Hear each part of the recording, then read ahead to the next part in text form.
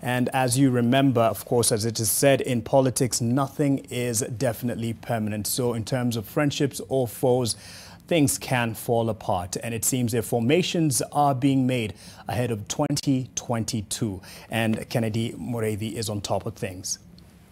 It is said there are no permanent friends or foes in politics, and this is definitely not one of the most cordial periods between ODM leader Raila Odinga and Wiper leader Kalonzo Musyoka. Strongly worded statements exchanged today between the two leaders betray what could have been a forced marriage of the National Super Alliance. Twice, Kalonzo and Raila ran on the same ticket for the country's presidency, but today the gloves were off and fists clenched and pointed at each other. It all started with a request for endorsement from Kalonzo, Musalia Mudavadi and Moses Wetangula to Raila Odinga. But when he said no, things fell apart. Kalonzo even bringing to the fore the 2017 mock swearing in and the complexities around it. How would I have participated in a mock, illegal, unconstitutional oath? How? I would have disqualified myself. Because lawyers and all of us swear to uphold constitutionalism. And right from the word go, even when I was in Germany with my sick wife, I told Raila I cannot participate in an illegal oath. But that statement on Sunday set in motion a series of attacks that saw Raila post on his Twitter page the willingness of Kalonzo to also take an oath after he did. Tulikuwa tumepigiana simu tukutane na Raila na Wetangula na Mudavadi tuelewane vile tunaenda Uhuru Park. Lakini hatukufika. Sisi, mimi na Wetangula na Mudavadi kwa sababu hatukuwa na bodyguard, tukajipata kwamba tumezuiliwa kwa chumba kimoja. Na hayo ndio ambayo ilifanyika.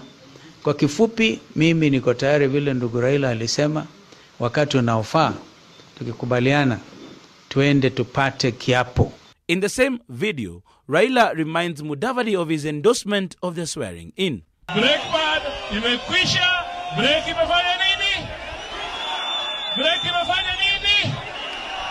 Kwa sababu tulikuwa tunaweka break tukisema tunataka watu wapate fikira wajue kwamba Kenya inataka haki. An otherwise diplomatic and seemingly spineless Kalonzo held no punches, terming Raila as a spent force. He says in the statement, unbeknown to Honorable Odinga and his cohorts, however, is the fact that time has run out for the ODM leader. Having expended his last bullet in 2017, the aging politician faces a political Waterloo of monstrous proportions, whereupon firing of blanks will not help to boost his dwindling political fortunes. He continues, what has been escaping his mind, however, is the fact that this so-called national popularity has mainly been emanating from the goodwill and support of regional kingpins who have been coalescing around him, believing he can be trusted. Sadly for Honorable Odinga, every political coalition he has crafted has been collapsing immediately after each election cycle, with fingers pointing at Honorable Odinga as the offender. Things will never be the same for Honorable Odinga. At the moment, he has earned the moniker of Mr. Dishonest. In a statement, ODM Secretary General Edwin Sifuna told off the trio of Mudavadi, Kalonzo and Wetangula to forget Raila's endorsement, arguing they needed him more than he needs them. Kennedy Mureithi, NTV.